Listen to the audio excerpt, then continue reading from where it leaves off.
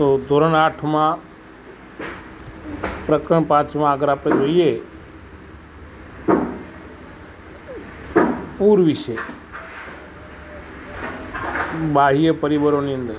તો નદીમાં એકાએક આવતા ઘસમસતા પાણીના પ્રવાહને પૂર કહે છે. પૂર આવવાના મુખ્ય 2 કારણો છે. એક, ચોમાસામાં જો નદીના ઉપરવાસમાં ધોધમાર વરસાદ પડે તો પૂર આવે છે. અને બીજું, કોઈ નદી પરનો બંધ તૂટી જાય તો નદી કિનારા તેમજ નીચાણવાળા વિસ્તારમાં પૂર આવે છે.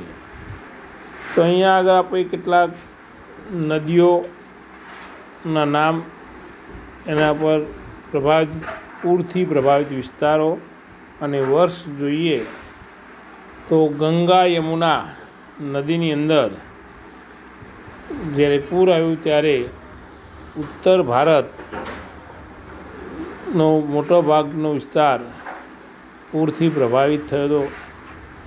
વર્ષ હતું 1978. ત્યારબાદ આપણા ગુજરાતની અંદર મચ્છુ નદી, તો મોરબી કાંઠાનો વિસ્તાર એનાથી પ્રભાવિત થયો 1979ની. એવી જ રીતે તાપી નદી, સુરતનો આસપાસનો વિસ્તાર પૂર પ્રભાવિત વિસ્તાર બન્યો 2006ની અંદર. એ રીતે કોસી નદી જે બિહાર રાજ્યમાં આવે, તો ત્યાં 2008ની અંદર પૂર આવ્યું અને આ વિસ્તાર પૂર પ્રભાવિત બન્યો હતો. તો પૂર પછી જોઈએ આપણે દુષ્કાળ કે અનાવૃષ્ટિ.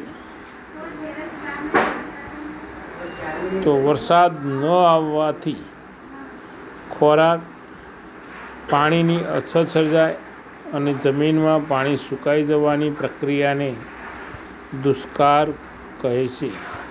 સતત 2-3 વર્ષ સુધી વરસાદ ન આવે અથવા ઓછો આવે ત્યારે દુષ્કાળની પરિસ્થિતિ સર્જાય છે. વધુ વૃક્ષો વાવવામાં આવે અને વાતાવરણને પ્રદૂષિત થતું અટકાવવામાં આવે તો દુષ્કાળની સંભાવના ઓછી રહે છે. એ પછીનું જોઈએ વાવાઝોડું. તો તોફાને ચડેલી હવા એટલે વાવાઝોડું, એવો એનો સાદો અર્થ છે. આપણે એને ચક્રવાત કે વંટોળ કહીએ છીએ.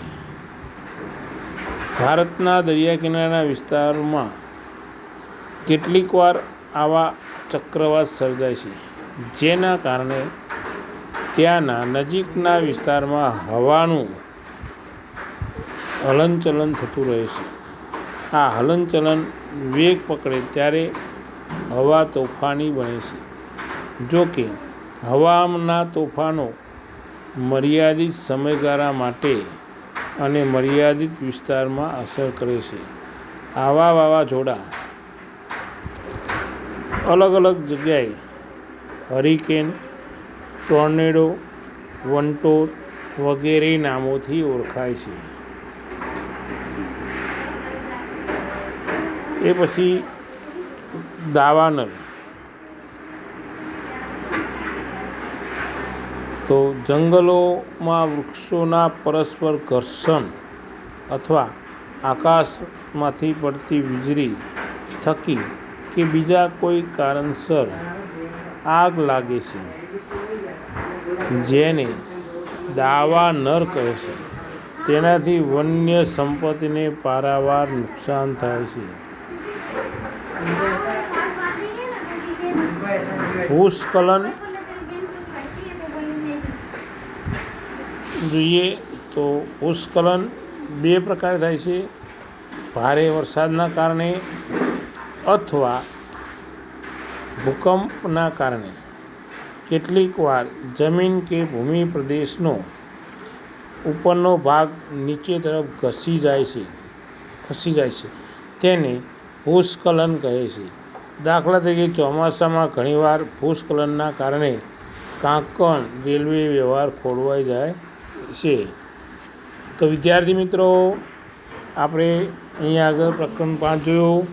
સ્વાધ્યાય એક નોટની અંદર અવશ્ય લખવાનું.